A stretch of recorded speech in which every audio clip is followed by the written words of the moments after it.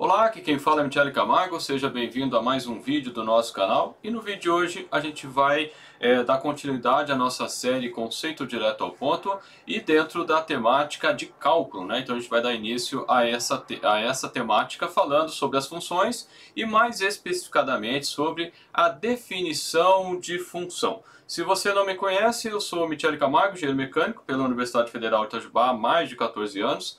Atuando em vendas e aplicações no setor industrial e como professor já há mais de 20 anos, ministrando aulas no ensino médio, ensino fundamental, particular e também faculdade, e já ministrei diversas matérias na faculdade, cálculo, resistência a materiais, mecânica dos fluidos e por aí vai, né? Se você não é inscrito, então se inscreva no canal e nos siga pelas nossas redes sociais. Tem um link na descrição que dá acesso a todos os nossos links. Bom, vamos ao tema, né, do vídeo de hoje, né, o que é a função. A gente vai começar do ponto de vista matemático, bem do zero, apesar que, né, se você está no nível de faculdade ou, né, tecnólogo ou técnico, esse assunto já foi bem discutido, digamos assim, no ensino médio, né? A função começa-se lá no ensino fundamental, já falando de função, né? Lá na sétima, oitava série. Então não é um assunto tão novo assim, né? Mas a gente vai começar desde o começo para não ter nenhuma dúvida. Bom, vamos lá, né? O que seria as funções, né? A função nada mais é do que uma ferramenta que descreve o mundo real em termos matemáticos. Então a gente pega uma determinada situação, um fenômeno, ou pode ser uma determinada situação real mesmo, né? Quanto eu vou fazer um bolo, né? Um bolo leva 3 ovos. Se eu vou fazer 5 bolos, quantos ovos eu vou precisar, né? Aí eu tenho uma função. Eu consigo representar esse tema, essa problemática, digamos assim, por meio de uma ferramenta matemática que é a função. Uma função ela pode ser representada por meio de uma equação, por meio de um gráfico, né, um diagrama, e por meio de uma tabela numérica, né, e também através de uma descrição verbal, né. Então, dependendo do caso, a gente usa um jeito ou usa o outro. A vantagem de você usar o gráfico é que você consegue visualizar melhor o comportamento da sua função, né? Por isso que a tabela e o gráfico eles acabam andando juntos, né? Se você tem a tabela, você faz o gráfico, ou através do gráfico você monta uma tabela. Depende do que você precisa, né? A gente vai falar melhor desses temas ao longo aqui das aulas.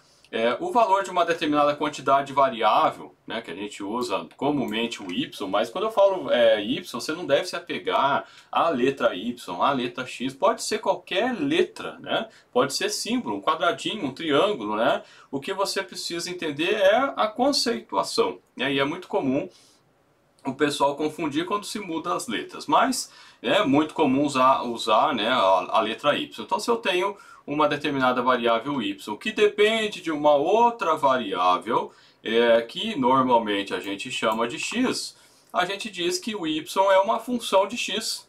Né? E a gente pode escrever isso de uma maneira simbólica, né? Através de um símbolo, digamos assim, ou de uma formatação simbólica da seguinte forma: y é igual a f de x. Então, quando começa a surgir outras funções, eu vou ter y igual a g de x, ou h igual a h de x, enfim, eu posso ter, como eu disse, né, não se apegue somente à letra y e x, pode ser qualquer letra, né? Se eu tiver aqui, por exemplo, k, e aqui for j, né, eu vou dizer que eu tenho uma função k é igual a f de j, é isso que eu quero dizer, né? Então não se apegue a x e y, porque é muito comum esse tipo de confusão que os alunos fazem. Bom, e a definição propriamente dita de função? Né? Falando já do ponto de vista matemático. Definição é: uma função f de um conjunto D para um conjunto Y é uma regra que associa um único elemento. Né? Então isso aqui é muito importante, por isso que ele está até em itálico aqui.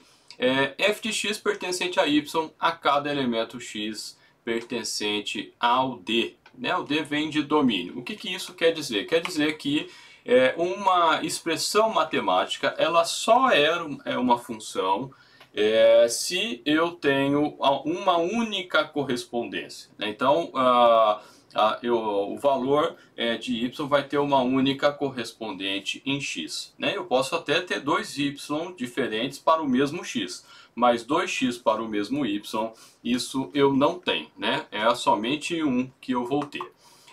Então uma função ela é dada frequentemente por uma fórmula, né, uma formatação, aí pode ser uma fórmula do primeiro grau, uma equação, né, do primeiro grau, do segundo grau, do terceiro grau, e por aí vai, né? Pode ser logarítmica, né, em função do tipo matemático que representa o seu fenômeno. Essa fórmula descreve como que eu calculo um valor de saída a partir do valor de entrada.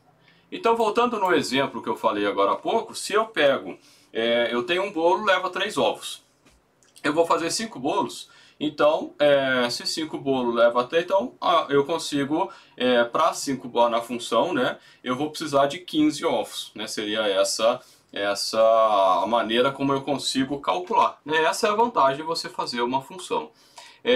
Se eu alterar o domínio, eu também vou alterar a imagem, muito provavelmente, né? Então pode acontecer de não alterar, né, em alguns casos particulares, então não alterei o domínio, vai alterar a imagem, mas de um modo geral, quando se altera o domínio, se altera a imagem. E aí por que eu deixei bem destacado o domínio e imagem, né? Nessa altura do campeonato, como eu disse, já era para você já ter todas essas conceituações. Mas domínio quer dizer aonde a função vale, né? Aonde a função vale, é o conjunto total. Então pode ser o conjunto dos números reais, o conjunto dos números naturais, o conjunto dos números complexos e por aí vai, né? Então depende aonde vale a minha função. Por exemplo, se eu estou falando em termos de número de pessoas, população, população, primeiro não existe população negativa, então nós temos menos 3 habitantes nessa cidade, não existe, então é só eu posso ter 0 habitantes numa cidade, ela pode estar abandonada, ou posso ter, né, acima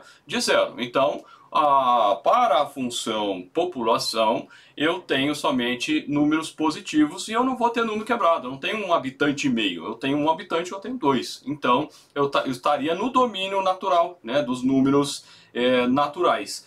Se eu for um caso onde eu posso ter valores negativos, então eu estaria no conjunto dos números inteiros. E por aí vai, né? Até o número dos números complexos.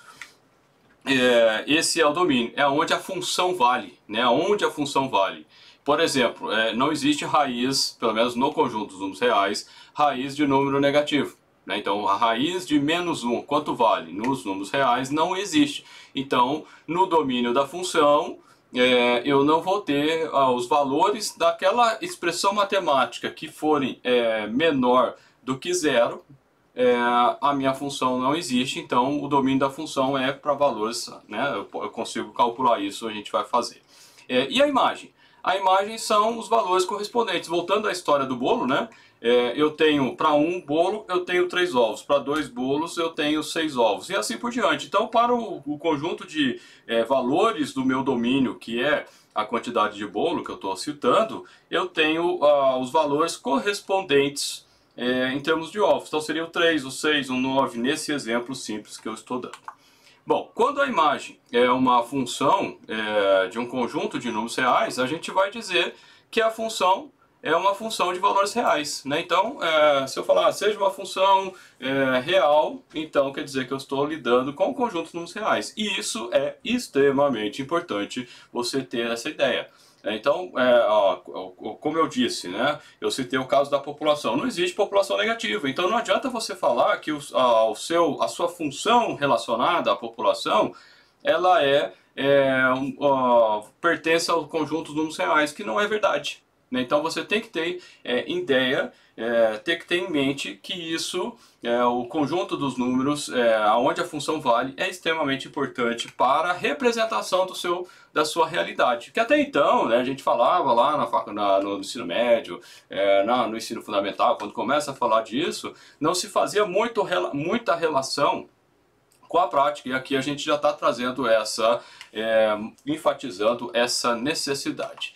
Bom, a gente tem usado como referência o livro do cálculo do George Thomas, Maurice Ware e Joel Haas, né? Então essa é a base que nós estamos usando para estas aulas. Se você gostou, compartilha, dê um joinha e se inscreva no canal caso você não seja inscrito ainda. Beleza, pessoal? Um abraço e a gente se vê no próximo vídeo.